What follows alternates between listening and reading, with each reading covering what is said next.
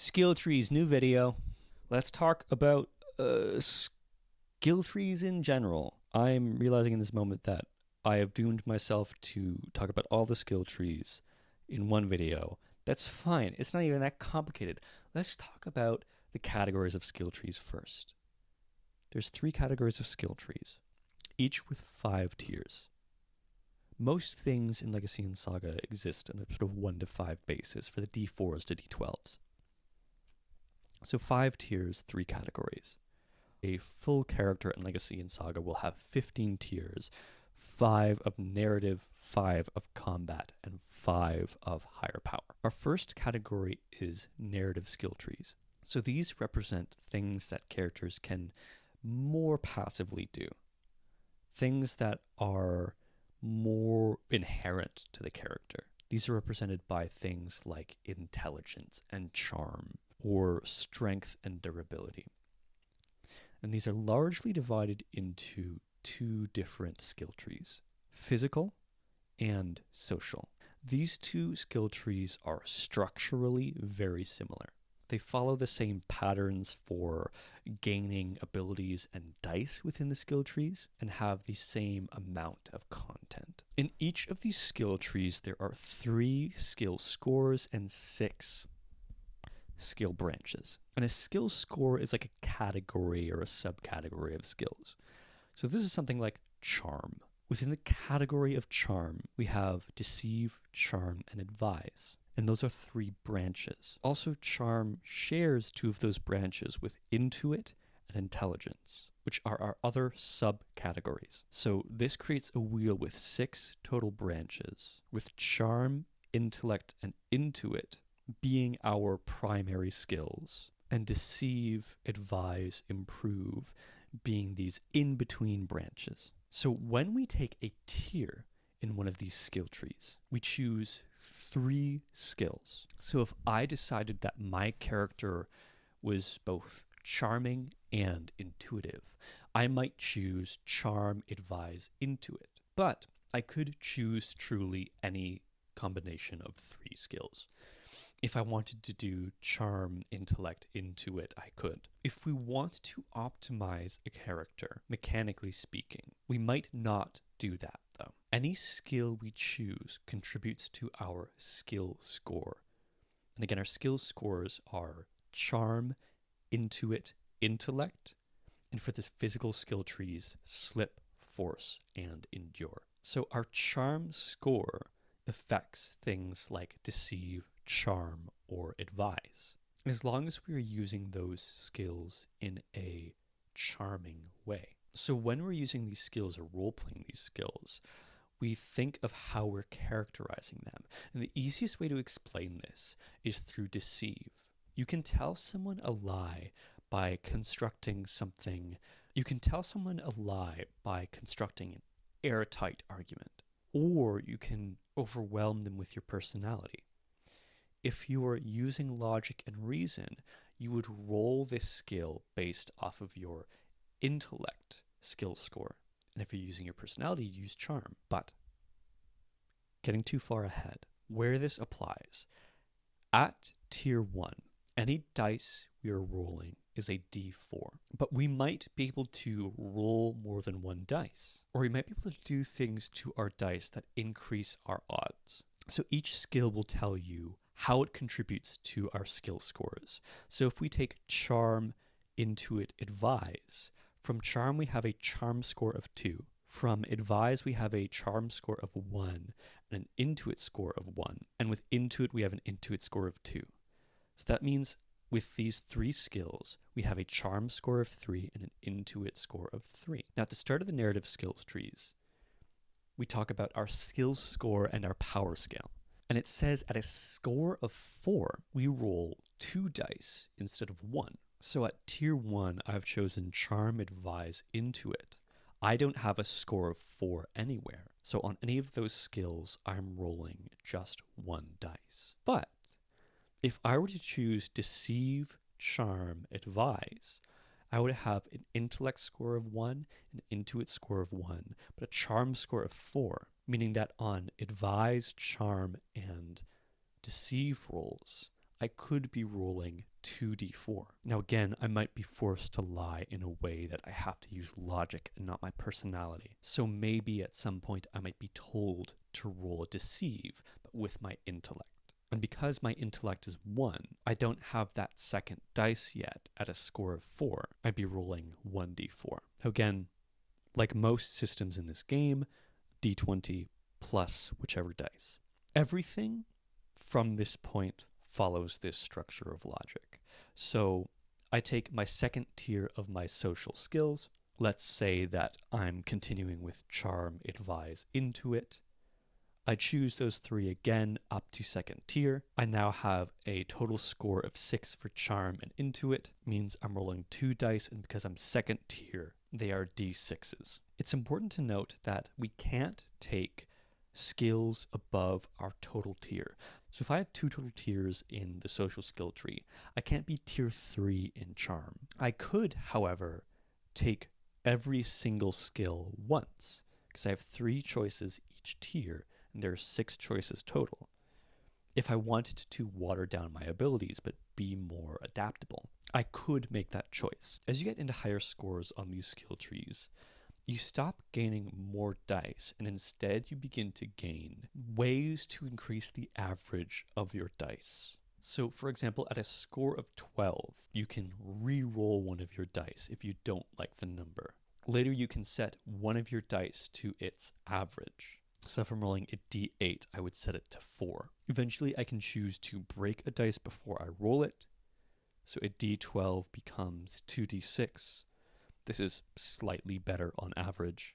And if you perfectly optimize your character, if you choose that Deceive, Charm, Advise, or any similar path, you then get a 4th dice. The character sheets for these narrative skill trees are very simple. Again, right now, just placeholders, but I have a way for you to keep track of your total tier of each individual skill. So the level of dice you're rolling for that skill, and then in the categories, in your Intuit, Intellect, Charm, I have a way for you to keep track of what you're rolling for that. So if you look at any of those categories, there is 1, 2, 3 dice, and then the little reroll symbol, a dice with a half on it, broken dice, and your 4th dice. There is only linear progression in these skill scores. So based off of your skill score, you can just circle whatever things you have, and you can make a roll. So you can look at your sheet,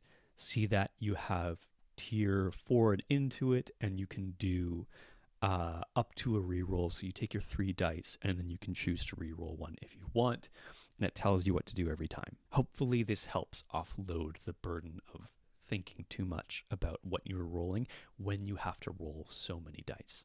And then there's a section to just write off all of your skills. Again, placeholder. This will become more complicated at some point, but good for now. Combat skill trees.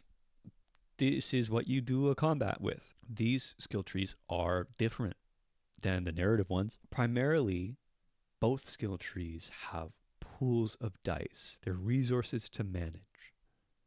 But the way those resources are managed, unlike the narrative skill trees, are very different. So let's start with magic. Oh boy, it can be maybe just a little bit complicated sometimes. Starting with our magic dice. Easy beginnings, D4 to D12, depending on our tier. Each tier we gain 5 magic dice. So tier 1 we have 5d4. Tier 2 we have 10d6. Tier 3, 15d8.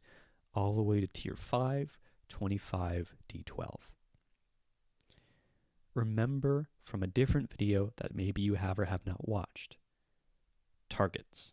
When we are doing magic, we are looking to pull from our pool of dice to try to hit a target. So again, everything is a d20 roll. So d20 plus however many dice we choose to pull from our pool to achieve a target. So let's say we have a 15 to hit.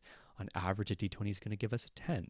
Each d4, if we're at 5d4, gives us 2.5. So it would be wise to roll 2d4 plus our given d20. And on average, this will get us to our 15. The way we manage our magic pool is with something called decay and reclaim. So if we roll under half the value of our magic dice, so 1, 2 on a d4, 1, 2, 3 on a d6, so on, we lose it from our pool. And if it rolls above that, we reclaim. On a natural 20, we reclaim all of our dice. That is more of the easy stuff with magic. To the more complicated things. Magic skill tree, like the other skill trees, has a little wheel to help keep track of things. And our wheel breaks down into different categories. There's the big ones, which are natural, arcane, and divine. These are mostly flavor. They represent a philosophy in the game of how each of these magics express. So natural magics are the property of shifting and a little bit healing. Divine magics are healing and prophecy and destruction. Everything's connected. Each of these subcategories, shifter, abjurist, exploiter, the full 6, are called pathways. And our pathways give us 3 further delineations of magic called lines. There is a larger wheel which shows the pathways and all of their specific lines. So looking at our very first one, under Explorer, we have Mind's Touch. Mind's Touch is mind magic. And as we look at this skill line, we have a bunch of pre-written spells. The first thing I want you to take note of, and this is where it's very complicated, is that you're not limited to these spells. A magic line is a description of magic you could potentially do. And the reason that we are using dice to hit a target is to give us flexibility with our casting. You describe something you want to do, and the guide might say, maybe that's something that's a little bit too powerful. Or they might say, that's something that sounds reasonable. This is a number I want you to hit, to do the thing, to hit the thing and to cast the thing. On each of our spells, the pre-written ones at least, we have a couple of little conditions we see. So for example, the most common ones are control, target, and distance. Control is the base we need to hit the spell. So control as in control target gets confusing when we add target into that, because in this context, target means number of people we are hitting. So control typically accounts for one target, one person we're hitting, and then we have conditions for additional targets beyond that. A spell will typically describe a distance at which it can be done, and then may give you conditions to extend that distance. Now, I glossed over distances in a different video, which is to say I didn't talk about them at all. But distances sort of grow exponentially. So we start at short distance, about 20 feet, medium distance, 40 feet, long distance, 75 feet, far distance, anything beyond that. And then we just kind of think of things growing larger and larger and larger exponentially. So how do we navigate taking skills in this tree? Archetype. Archetypes are not very prescriptive of role play, but rather what the archetypes encapsulate, the kinds of magic you can use, I think imply a behavior, right? If you have the Arcanist, you have defensive magic, exploitative magic, and destructive magic. So what does a character who wields those things do, right? That is someone who is geared towards combat. Someone whose archetype is naturalist, where they can abjure, heal, and shift. Those are very different abilities and traits that might lend to a different personality. So I personally like to think of character first and how these different abilities apply to the character. So an archetype will give you 3 different kinds of magic that you can pull from through different subcategories. And then from those subcategories, we can take 6 of 9 different lines, right? So each subcategory, 3 lines, 3 times 3, total of 9. We can choose 6 of those 9 each tier. Once we choose our archetype, though, we are locked into those 3 subcategories. Now, notably, the magic skill tree is one of the skill trees that affects your health dice. When you take the magic skill tree, your health dice goes from a D8 to a D6, or if you have something higher, descends once. Now, a small bit of flavor that helps further customize your abilities in character, we have magic origins. Origins are a small addition to mechanics that help you further customize your character. Sometimes they might help you synergize with the social skill trees or the narrative skill trees, or they might just give you different ways to use your abilities. They are pretty flexible. On one hand, they are meant to help describe and flavor how you learned magic. So you have something like institution versus affinity, where if you have institution traits, you might have gained them from a school, where an affinity might be naturally occurring gifts. There are no hard rules about taking one versus the other. You can reflavor any to be gained in any kind of context. Maybe you went to an institution, but you were very bright, so you take affinity traits. And you can take any trait equal to the tier that you have just gained or below, but not beyond. The last thing for this skill tree, I think, is magic fundamentals. When you first take your magic skill tree, you gain a series of fundamental spells or abilities that didn't necessarily feel right to include in other categories. This is a game that wants to enable the players to do things and create a logic of exchange or sacrifice in order to achieve those things. So like the rest of your spells, you have a target, you roll dice to achieve that target, and then you are good. If you successfully hit the target and cast the spell. Combat warrior stuff. Warrior is less involved. You'll notice right now that the skill wheel is incomplete, different. It changed a lot recently. Our dice pool for this skill tree, rather than active, right? So our magic skill tree, you can use dice at any point. We can cast magic at any point. For our warrior skill tree, it is something that mostly activates during combat. And the way that we manage this resource is that each instance we regain dice. So at first tier, I think we have 5d4, and we regain 1 each instance. So the game with a warrior is trying to pace yourself. For the warrior skill tree, stamina is our pool. When we use stamina, we typically combine it with a weapon, at least when we are delivering injuries and making attacks. But stamina is a little versatile in how you can use it. The warrior skill tree has become very specific in how you're supposed to use it. In older versions of Legacy and Saga, when it used to be called just Saga, we used to have things like blades and blunts. And now we have divided those things into daggers and axes and swords and pole arms, all as their own skill trees.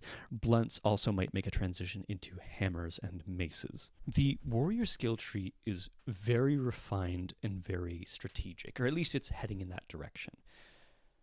It's focused on the kinds of elements that you are putting together. Each different weapon has a very specific function. Where a sword might be very good for dueling, a polearm might be very good for gaining opportunities. An axe might be very good at cutting into armor. Notably about maces is that historically they were used to break weapons. There are 3 general categories, although one of them is much heftier than the other 2, being close quarters weapons, ranged weapons, and armor/movement abilities. So as you're looking through the skill tree, you want to decide how your character functions in this world combatively. If they are particularly tanky, maybe you want to double up on armor and shields and then take some kind of primary weapon. When you navigate the skill tree, each tier, you're choosing 3 skills. There is no structure to follow and no points to gain with these different skills that you take. It is just what functions for the character. And this is a skill tree where it is most sensible to water down certain skills. Maybe I want to invest a little bit in armor, a little bit in shields, a little bit in movement, and then fully in one weapon type. Or maybe I want to be versatile with a couple of different weapons and fully invest on movement. By and large, the warrior skill tree is simpler, but I think you also need to know what you want out of it. It also has origin traits like the magic skill tree. It has mechanics for dueling, which I don't think I will bother explaining in this video. It's already pretty bloated. The only other thing to mention is injury adjustments. So when you're delivering injuries with the warrior skill tree, there are base targets you need to hit with your dice for any given injury. So minor is 20, major is 35, severe is 50. But depending on the weapon you're using and the skills that you have, you could reduce those numbers. So one sword might have a -1 to pierce injuries. And so that scales for each tier. So a minor injury is now a 19 that you need to hit.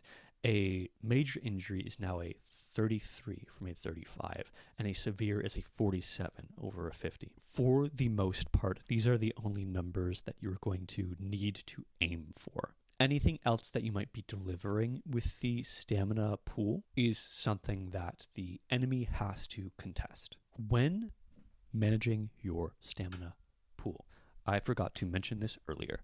I am probably not going to edit this out of order also because it's a lot of stuff to do. Fuck you. If you ever reach 0 at your stamina pool, if you use all of your dice, you lose one of those dice until a week's rest. So your stamina pool is more consistent, but it's also smaller. It's more harmful when you lose those dice. I think those are all the warrior stamina things. There's armor rules and shield rules, and most weapons have specific rules on how to use them. Don't ask me about it. They're there. Let's talk about our character sheets. The primary thing in each of our character sheets, I have little dots for you to keep track of how many dice you have used in your pool. I think there are 15 total dice in the stamina pool by the end of it and 25 in the magic. The way I would keep track of it is just cut out whatever section of dice you have. So at tier 1 you have 5 dice, so just make a little mark. And as you expend those dice, do a little circle in. You also have dice symbols to represent your total dice value, so d4s to d12s. Again, a thing you can just circle if you want as you progress through the tiers to remind you which dice you currently have. For the warrior skill tree, as you pick up different action elements, it is good practice to write them down so you know what you can do. You also will gain certain abilities that allow you to contest, and then occasionally you gain skills from these skill trees. I don't know what else to say about that. We've been talking for a long time and my brain's shutting down. I got a long way to go still. Magic character sheet. Like the warrior skills character sheet thing, there are places to write down which branches you have taken, which skill lines you have taken. There's also a little thing at the bottom to track your overload. I didn't talk about overload, but you have a limit on how many dice you can roll.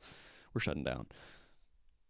The main thing to keep track of for your magic is spell combinations. Because of the flexibility of magic, I want players to think of ways to put things together. More often than not, you will not be using all of your action elements in magic, but you can be really smart about how you cast to create really clever solutions to different problems. And you might have a couple of go-to moves that are worthwhile to write down in your spell combos section. I think these character sheets are more describing best practices or guiding you towards what you might want to be thinking about than anything else. Holy shit, we're almost done. Let's talk about freaking higher power.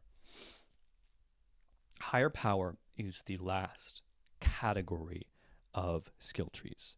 And higher power is meant to be sort of end game content. Higher power makes everything easier.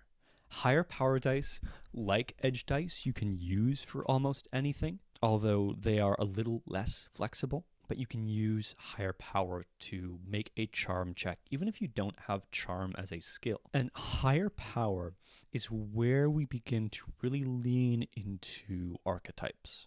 It's also where we really get into the granular mechanics of our characters. The first roadblock into accessing higher power is our paths of access. So there are different ways to gain higher power that will affect the way we are able to use our dice.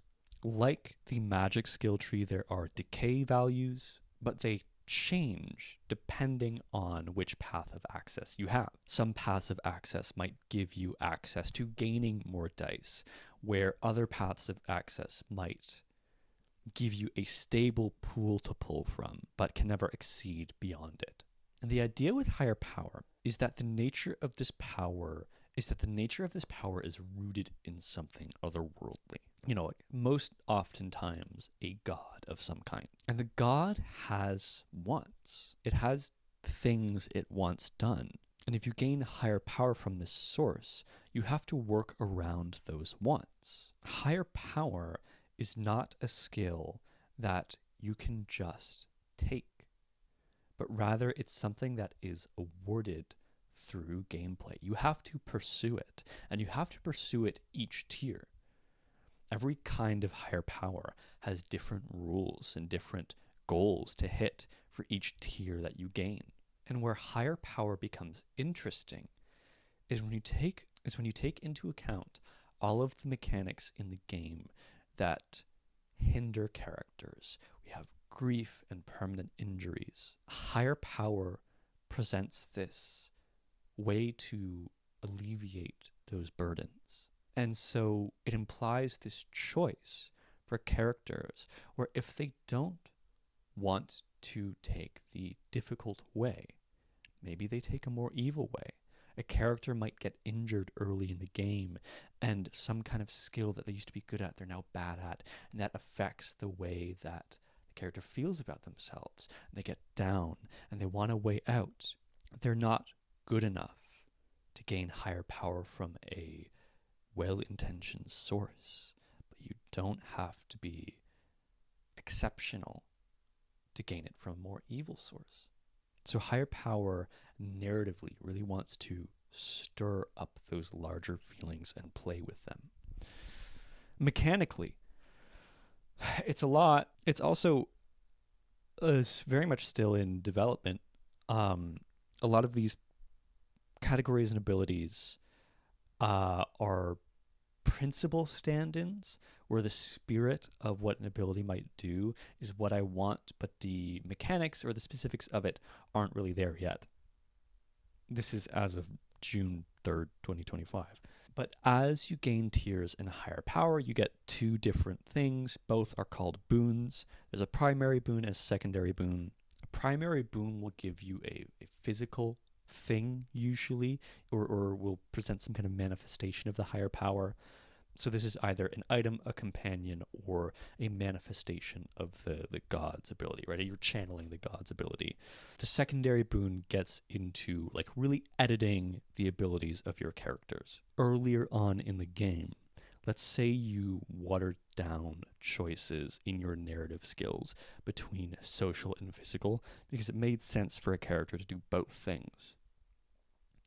You can use the secondary boons in higher power to increase and restore those. You can use the secondary boons in higher power to bring up those dice that are otherwise not at scale with everything else you should be doing.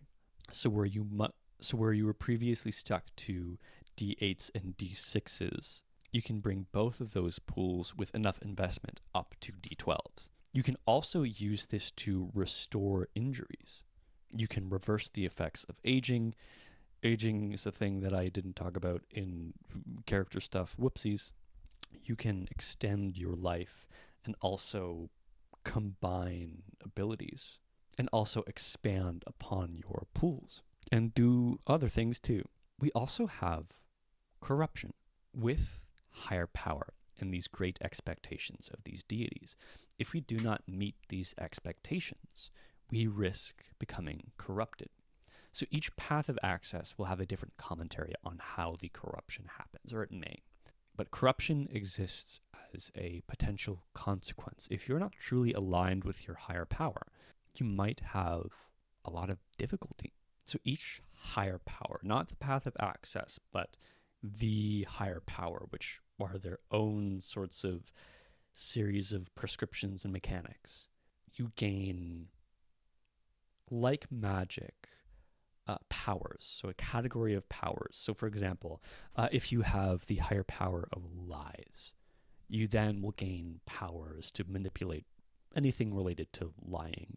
These powers can be combined with other things you do as an action element, but they are not contested as an element, but rather are contested on their own merit. So, let's say I have 3d6 of higher power dice on top of a different roll. I've rolled 53 plus 3d6. The 3d6 turn out to, let's say, 11. So whatever thing I'm doing, the primary contest, let's say there's a trip in there. Primary contest for that is a 64, whatever the math would be. But then I put a secondary higher power element on that. The contest for that is 40 plus just the higher power dice rolled. So if I said 11, then the contest for that would be 51. So if the target wants to prevent both things from happening, they have to contest the 64, and then they have to contest a 51, which is difficult, hard, but also a thing that will happen a lot that players deliver to NPCs. Strategy stuff, don't worry about it. I'm breaking down. The very last thing in this video, I think maybe, is miracle. Miracle is a mechanic in which you call upon the powers of your god to get something very helpful. The trouble with miracle is that it has to be in the interest of your god. Otherwise, you risk gaining corruption. When you use a miracle that is not in the interest of your higher power, or use a second miracle, you have to roll the value of your higher power dice. You have to roll, say you have a d6, you have to roll a d6.